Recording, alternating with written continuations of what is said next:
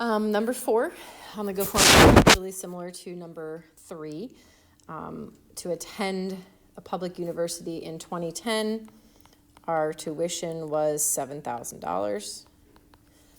The following year, in 2011, fees were $7,700. And we're predicting our fees to grow exponentially. So identify what the fees will be in the following years. In order to get these, you've got to have the right equation. So in order to get the next couple problems, we've got to make sure our equation is good.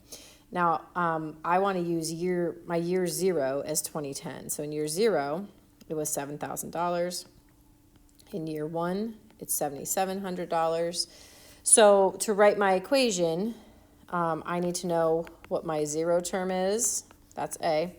That is $7,000.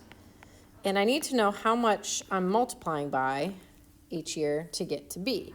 So I set up a really simple equation, right? I start at 7,000 and I multiply by B and I get 7,700. When I divide both sides by B, I'm going to get 1.1.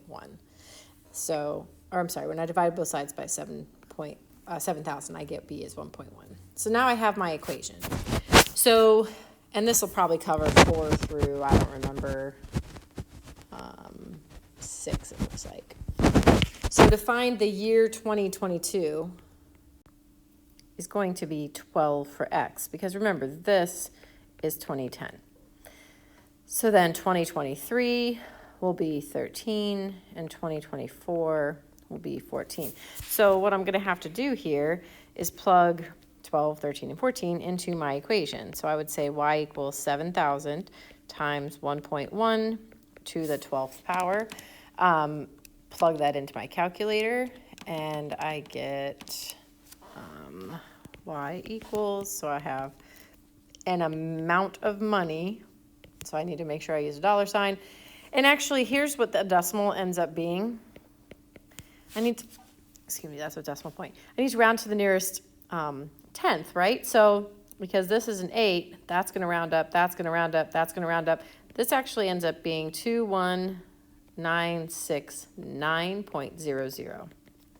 So this would be the answer I would put in. To get year 13, I would plug in y equals 7,000 times 1.1 to the 13th power.